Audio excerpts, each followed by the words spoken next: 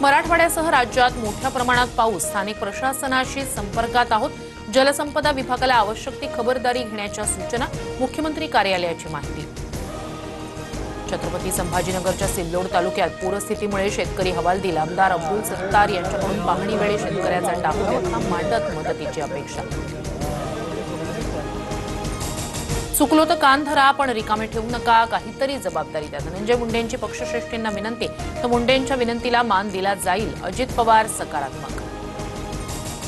धनंजय मुंडेंनी रोजगार हमी योजनेच्या कामावर जावं, काहीतरी जबाबदारी द्या या वक्तव्यानंतर जरांगेंनी मुंडेंना डिवचला.